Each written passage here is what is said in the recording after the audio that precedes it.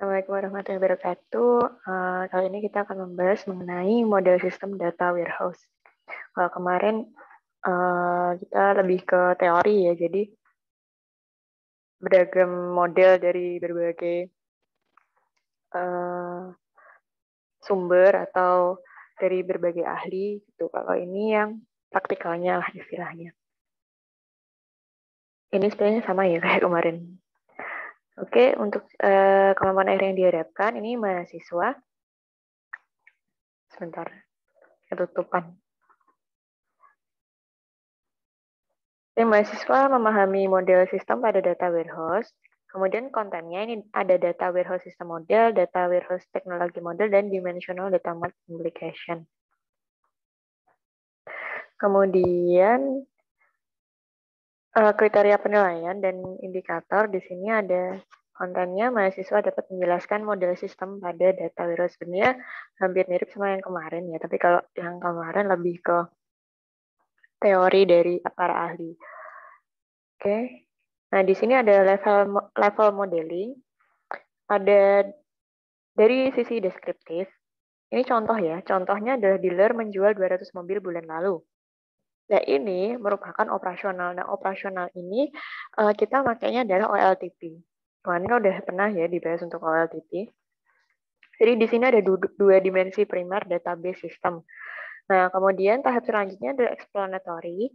Jadi untuk setiap kenaikan bunga 1%, penjualan mobil itu jadi turun 5% gitu ya. Karena ada kenaikan bunga kan biasanya kalau orang yang namanya nyicil gitu berarti lebih cari bunga yang kecil kan. Nah ini kalau ada kenaikan bunga 1%, penjualan mobil jadi turun 5%. Ini udah mulai kayak berupa analisis gitu ya, explanatory. Nah ini di traditional data warehouse.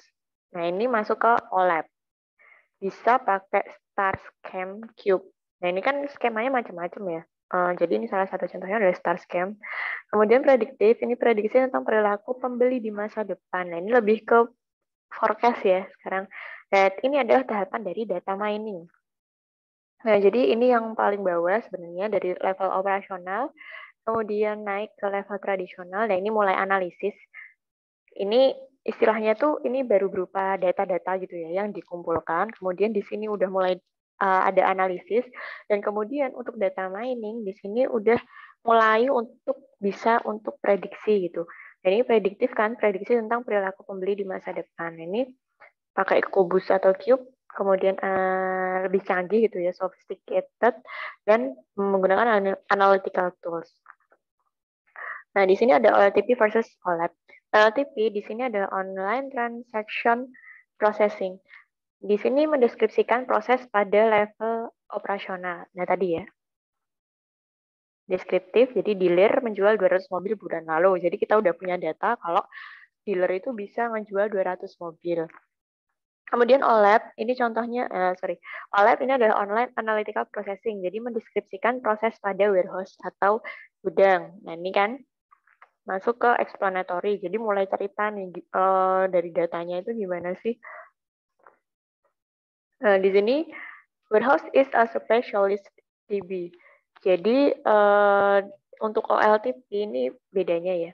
Standard database. Nah, dulu mungkin kalau kalian ingat pakai APSI, itu pakai jenis ya yang standar gitulah ya database-nya, PHP MyAdmin dan sebagainya. Itu OLTP itu adalah mostly update. Jadi sering atau mudah untuk diupdate.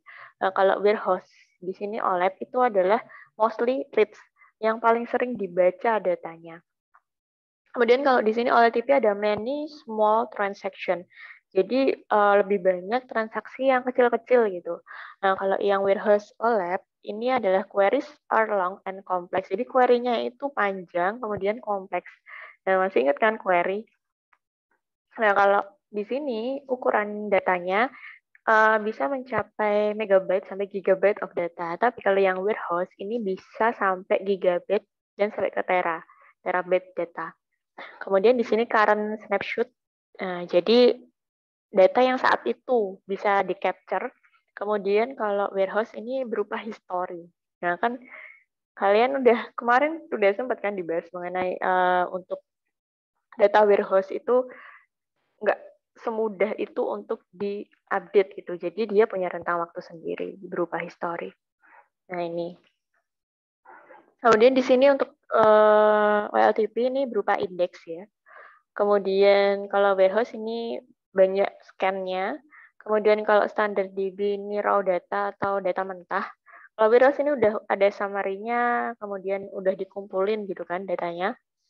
Kemudian di sini kalau OLTP ini thousand of users, contoh clerical user. Kalau yang warehouse ini 100. Jadi kalau ini thousand, ini hundreds. Jadi lebih ke decision maker sama analyze. Nah, kalau ini lebih ke istilahnya operasionalnya lah. Di bagian operasional kan biasanya ada staff, kemudian ada leader, nah kayak gitu. Jadi lebih ke operasional, makanya lebih banyak. 3-tier decision support system. Ada yang tanya gitu, 3-tier. Lebih ke 3-tier. Tier itu maksudnya ada levelnya ya. Atau lapisan-lapisannya gitu. Jadi untuk di sini, 3-tier-nya ini yang utama adalah warehouse database server. Biasanya berupa DBMS relational, RDBMS. Dulu sempat dibahas kan untuk yang di APSI. Kemudian OLAP server, di sini ada relational OLAP atau ROLAP. DBMS relasional yang diperluas dengan memetakan operasi pada data multidimensi ke operator relasional standar. Kalau multidimensional OLAP atau MOLAP, ini server tujuan khusus yang secara langsung mengimplementasikan data dan operasi multidimensi. Nah, nanti kita cek untuk perbedaannya. Di sini kemudian ada klien, ada tool query dan pelaporan, tools analisis, dan tools untuk data mining. Klien itu tuh yang udah sampai ke antar mukanya gitu ya. Jadi nanti akan keluar berupa laporannya, kemudian analisisnya, kemudian untuk data miningnya. Nah ini 3-tier, ini jadi sumber informasinya. Ini kan kadang ada ini ya data yang kurang terstruktur gitulah, yang acak-acakan lah masih datanya gitu. Atau yang udah mulai rada struktur lah datanya itu dari operasional database gitu ya. Ini kemudian diproses dengan extract, transform, load, refresh, dan sebagainya. Ini ETL, dan ada refresh juga. Bisa di cleaning juga, ini prosesnya. Kemudian masuk ke tier 1, level 1 atau lapisan 1 gitu ya. Data warehouse server. Tier 1 ini data warehouse, kemudian bisa di transfer ke masing-masing data mart. Nah, data mart ini kan kita udah bahas ya kemarin-kemarin, jadi dari data warehouse ini ditransfer ke masing-masing data mart. Data mart misal kalau berupa fungsional di perusahaan gitu ya, departemen finance, misal departemen engineering, terus departemen produksi. Nah, ini mulai disalurkan data-datanya. Dari data warehouse ini masuk ke tier kedua, yaitu OLAP server. Nah, di sini dibagi dua, jadi ini yang MOLAP, yang multidimensional ini. Kemudian ada ROLAP, ini ada relasional. Nah, kemudian dari OLAP server ini masuk ke tier 3. Nah, klien yang membaca disajikan datanya bisa berupa analisis, kemudian secara grafis gitu ya. Terus tadi ya, analisis, data mining, sama query atau pelaporan. Nah, ini bisa di klien tier 3 ini, lapisan ketiga ini ya. Jadi udah disajikan berupa sajian data yang bisa dibaca atau dianalisis. Nah, ini pendekatan ke server OLAP. Relational DBMS as warehouse server. Dua kemungkinan untuk server OLAP. Yang pertama, OLAP relasional atau ROLAP. Relasional dan relasional khusus DBMS untuk menyimpan dan mengolah data warehouse. Kemudian ada middleware OLAP untuk mendukung bagian yang hilang. Kemudian ada MOLAP, OLAP multidimensi, jadi struktur penyimpanan berbasis array. Kemudian akses langsung ke struktur data array. Nah, ini pakai array kalau yang MOLAP. Kalau masih ingat ya, array. Jadi bentuknya tuh kayak kubus gitu loh. Multidimensional. Di sini OLAP server query engine requirement, ada agregat, pemeliharaan, dan query. Kemudian putuskan apa yang akan dihitung sebelumnya dan kapan. Kemudian di sini ada bahasa query untuk mendukung operasi multidimensi, SQL standar gagal. Kemudian ada pemrosesan query yang dapat diskalakan, query data intensif dan data terseleksi. Nah, ini kebutuhan ya dari query engine OLAP servernya ini. Ada aggregate, bahasa query, dan pemrosesan query. OLAP for Decision Support. Jadi OLAP di sini Online Analytical Processing, diulang lagi ya. Jadi bentuknya seperti spreadsheet. Lihat data penjualan menurut geografi, waktu, atau produk. Kemudian perluas model analisis spreadsheet untuk bekerja dengan data warehouse. Kumpulan data besar diperkaya untuk memahami istilah bisnis, gabungkan query interaktif dengan fungsi pelaporan. Nah, ini kalau udah sampai klien ini tadi ya. Kemudian tampilan data multidimensi adalah dasar dari OLAP. Ada model data, operasi, dan lain sebagainya. Warehouse model dan operator. Di sini data model ada relation, stars, snowflakes, dan cubes. Kalau yang di operator, ini ada slice and dice, ada roll up, ada drill down, kemudian pivoting, dan lain sebagainya. Nah, ini kan udah, kalian udah ini ya, udah familiar lah. Kalau mungkin yang operator nih, yang tuh slice and dice, roll up, drill down, pivoting, dan lain sebagainya, mungkin belum. Jadi nanti sekalian kita bahas untuk pertemuan selanjutnya. Kemudian di sini ada impact of requirement on metadata. Jadi di sini ya, ini bisnis requirement-nya tuh apa sih? Kebutuhan bisnisnya itu apa? Kemudian di operasional ini ada source system data struktur atau struktur dari sumber data. Kemudian external data format atau data dari eksternal.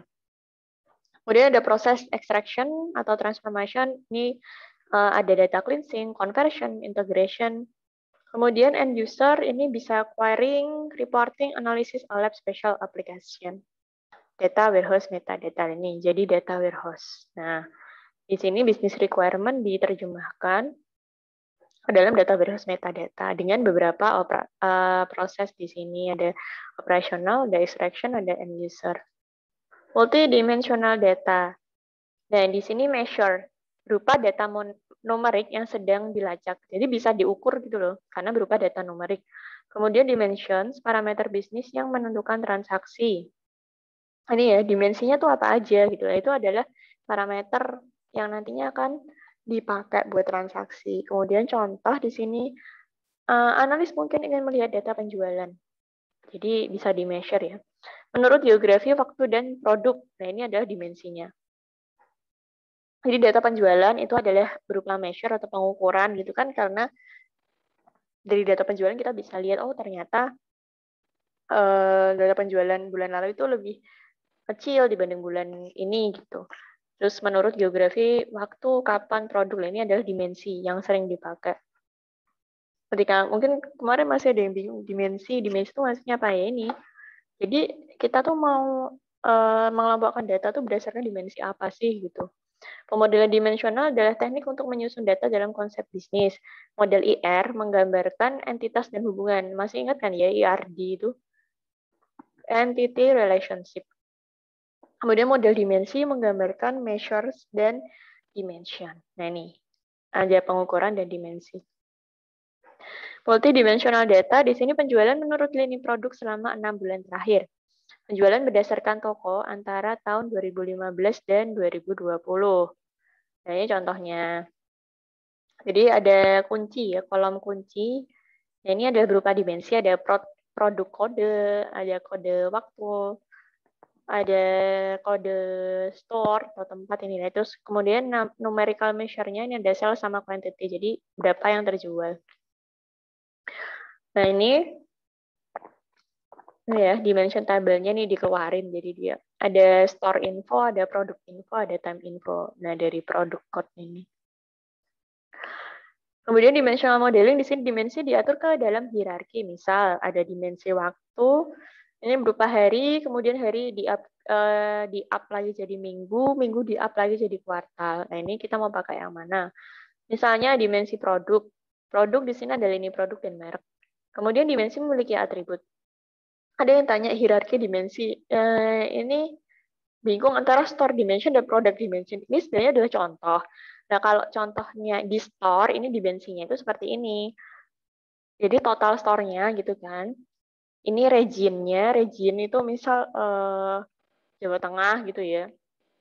kalau Jawa Barat atau Jawa Timur. Nah, kemudian ini distriknya.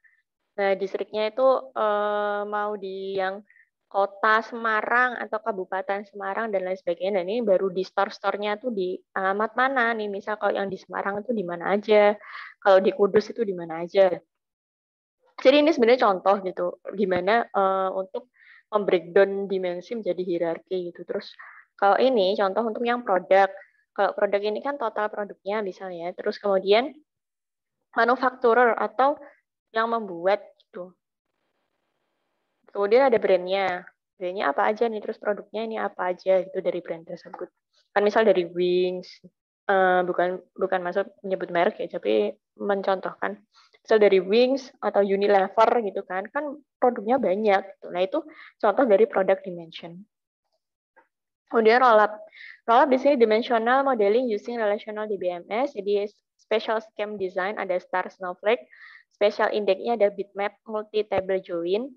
Special tuningnya ini kita bisa maximize hasil query dan teknologinya ini ada relational model di BMS dan cenderung mengungguli MDDB terutama pada kumpulan data besar MDDB yang multidimensional database ya. Nah, ini produknya ada IBM, ada Oracle, Sybase, IQ, Redbrick, dan Informix. Mungkin yang sering didengar Oracle. Nah, ini contoh Rollup. Ini ada data warehouse, ini data layer-nya. Ini ada RDBMS server. Nah, data masuk kan ke Rollup Engine. Kemudian di ini ada dynamic creation of data cubes. Jadi diolah nih. Kemudian masuk ke klien desktop.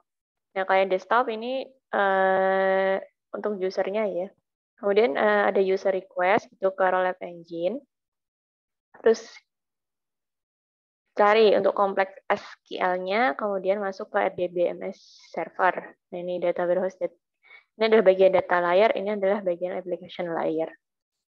Kemudian demo lab, dimensional modeling using the multidimensional model. MDDB, Special Purpose Data Model. Ingat-ingat MDDB itu multidimensional database. Kemudian fakta disimpan dalam array multidimensi. Dan dimensi yang digunakan untuk mengindeks array terkadang di atas DB relasional. Di sini produknya ada Pilot, Arbor, Essbase, dan Kinsia. Mungkin jarang didengar ya untuk yang MOLAB karena kita lebih sering pakainya ada Rollup. Ini contohnya modelnya di sini ada RDBMS server, ini kan data layer ya, data warehouse. Data masuk ke MOLAB engine. Kemudian membuat dan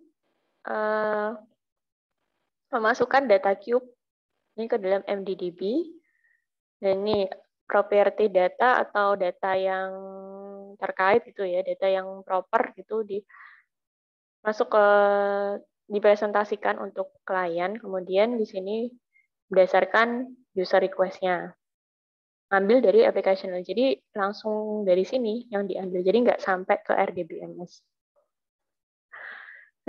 Ini ada dasar untuk perbandingan kalau masih bingung Rollup sama MOLAB. Kemarin belum ada ya slide-nya.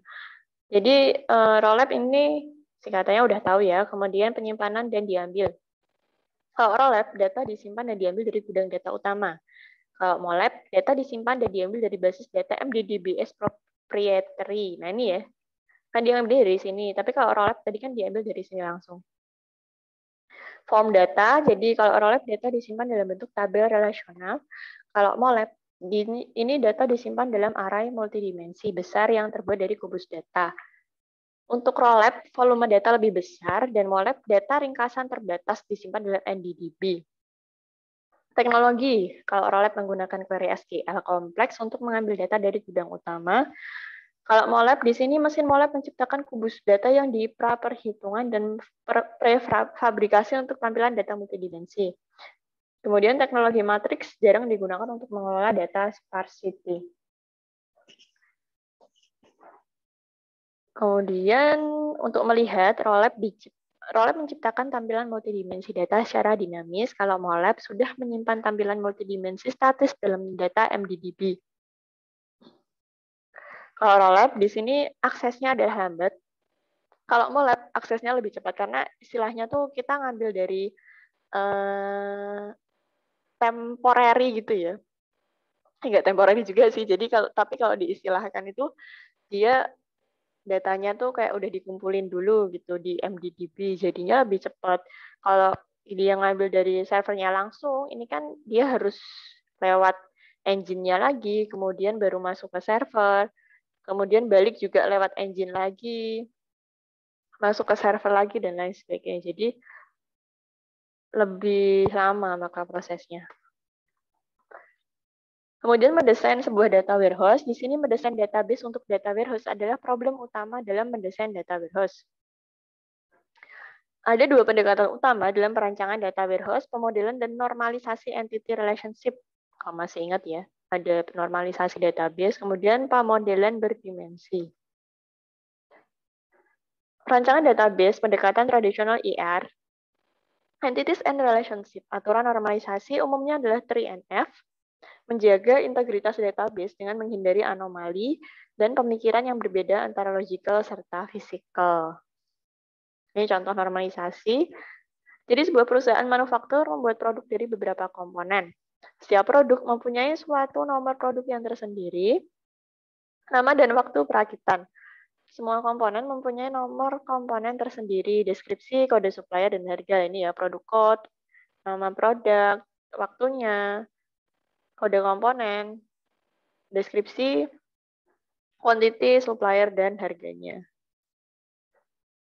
Nah, untuk database normalisasi, di sini ada produk code, name, time. Ya, product code, name, time. Untuk yang parts, ini ada product code, component code, dan quantity. Product code, component code, dan quantity. Kemudian komponen, ini ada komponen code, description, supplier, cost. Komponen code, description, supplier, dan cost. Ini ya, dari parts, ini turun ke produk sama komponen. Nah, ini ada database yang ternormalisasi, jadi udah dikelompokkan ya. Produk, parts, dan komponen. Untuk produk code, ini ada code-nya, namanya, waktunya, kemudian di sini parts, product code, komponen code, quantity, komponen code, description, supplier, cost. What is multidimensional database gitu. Jadi apa sih sebenarnya multidimensi database? Suatu pendekatan pada perancangan database yang dapat memberikan database yang mudah dimengerti dan mudah dinavigasi. Tujuannya adalah untuk mendorong pengertian, eksplorasi, dan pembelajaran. Jadi biar lebih mudah gitu untuk dicari. Kemudian setiap nomor mempunyai satu set atribut yang terasosiasikan. Apa yang direpresentasikan, kapan dibuat, dari mana datangnya, produk apa saja yang terkait, promosi apa, dan lain sebagainya. Ini untuk atribut-atributnya. Bagaimana membuat multidimensional data model? Jadi tabel dalam model data multidimensi dibagi menjadi dua macam. Yang pertama ada fact table, ini yang berupa measure. Kemudian ada dimension tabel, ini berupa atribut subuh. Skema model data multidimensi dibagi menjadi tiga, ada star scheme, snowflake scheme, dan fact constellation schema. Ini sebenarnya gabungan ya dari star dan snow. Kalau saya nggak salah ingat di materi sebelumnya, ini udah ada untuk contoh star, snowflake, sama fact constellation. Data, cube, dan skema multidimensi. Nah ini ya, ini cube-nya. Ini ada dimensi 1, dimensi 2, dan dimensi 3. Nah, ini pengukurannya. Fact table menyimpan measure. Dimension table menyimpan atribut subuh, cube, atau dimensi. Nah, ini ya, dari masing-masing dimensi. Dimensi 1 atau A, dimensi 2 atau B, dimensi 3, C. Nah, kalau measure, ini kalau diukur berarti ngambil data dari keseluruhan dimensi. Nah, ini masih diberi contoh ya untuk star scheme-nya. Ini mana sih yang dimension tabel ini? Nah, ini masing-masing ya, ada dimensi waktu, dimensi branch atau cabang, dimensi item, dimensi lokasi. Nah, kemudian untuk fact table ini adalah cells, di mana dia ngambil dari berbagai dimensi ini ya, ada time k, item k, ini ngambil dari sini, branch k, location k. Nah, ini sales fact, ini measure-nya atau ukurannya itu, oh berapa sih dollar yang terjual gitu, berapa unit yang terjual dan rata-rata penjualan. Ini kayak measure itu berarti kayak yang udah diolah gitu loh datanya. Berdasarkan data-data yang didapat. Ini kalau star scheme di sini ini ya berdasarkan waktu tadi branch, cabang, item, location. Nah, ini mungkin bisa menjadi akibat redundansi untuk mengatasi, bisa dinormalisasi. Jadi, biar enggak ada redundansi data gitu. Misal, nanti suppliernya itu ada sendiri gitu ya untuk tabelnya. Nah, itu ya star. Nah, ini untuk yang Snowflake. Nah, ini Snowflake supplier disendirikan ya akhirnya. Jadi kalau star itu benar-benar kayak bintang gitu loh. Jadi mengelilingi si fact table-nya ini. Tapi kalau Snowflake itu tuh dia cabangnya agak lebih banyak. Jadi nggak cuma ngelilingi si fact table-nya ini, tapi dia juga punya cabang lain. Nah, kalau fact constellation ini adalah gabungan antara Snowflake sama Star. Jadi ini nyambung-nyambung ya. Meskipun ada cabangnya lagi, tapi dia itu pakai foreign key semua. Jadi time key dari sini, item key dari sini, shipper key. Shipper key ini dari ini ya, shipping ya. Shipper key, oh sorry. Terus ada from location to location. Nah ini shippernya, shipper key, shipper name, location key, shipper type. Nah ini kan juga ambil dari sini juga. Jadi banyak foreign key yang diambil. Pertimbangan membuat desain warehouse di sini desain untuk pengelolaan mudah di backup secara teratur. Ketika loading new data, ketika aggregating new data, ketika melakukan aktivitas penggunaan data, contoh indexing dan archiving. Ini untuk mengelola data ya, kita bisa mengindeks datanya atau mengarchive datanya. Kemudian desain untuk performa, tentukan tipe di mana berapa banyak ruang yang dibutuhkan untuk indeks. Ini ada contoh usaha retail, jadi perusahaan grocery besar dengan perkiraan 500 outlet. Setiap outlet mempunyai sekitar 60.000 produk dalam tampilannya. Ini ada SKU, Stock Keeping Unit. Kemudian ada Universal Product Code atau UPC. Perlu untuk memaksimalkan keuntungan dan tetap menjaga stok agar tetap intinya tetap berjalan lah ya usahanya. Kemudian keputusan penting untuk masalah harga dan promosi. Tipe promosinya di sini ada diskon untuk harga sementara, reklame surat kabar, ya iklan gitu ya, tampilan lemari dan lorong, atau kupon. Ini maksudnya kayak poster-poster gitu. Contoh, di sini memilih proses bisnis, jadi kita lihat pergerakan barang harian. Memilih inti dari tabel fact, yaitu yang dicari adalah SKU by store, by promotion, by day. SKU, jadi stock keeping unit, yang dipunya store-nya gitu ya, dengan promosi perharinya. Terus kita pilih dimensinya, waktu, produk, toko, dan promosi. Dan di sini, ya sales fact yang tadi dicari ya, ada time, ada dimensi time, ini time K yang diambil, dimensi produk, produk K, promosi, di sini promotion K, oh ya store ini store K. Nah ini fact TBD. Totalnya ya. Memilih faktor ukur. Nah, di sini udah mulai di ini apa namanya? Kita cari measure-nya. Ada dollar sales, unit sales, dollar cost, customer count. Nah, ini udah dijabarin untuk measure-nya. Kemudian lengkapi tabel dimensi. Jadi dilengkapi semua dari dimensi time itu dilengkapi semuanya sampai detail. Terus dari product key, store key, dan promotion key.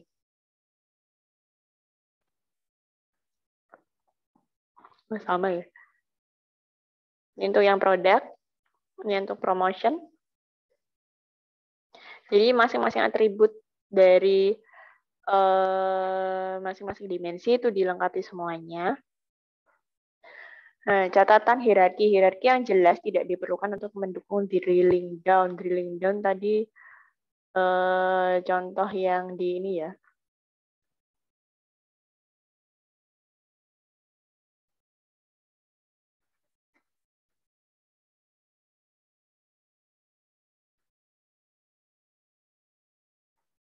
Bentar, saya kok lupa untuk yang drilling down. Drill down.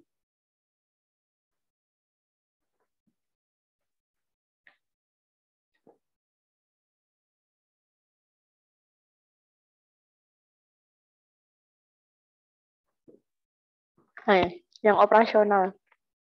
Di bagian operator. Kemudian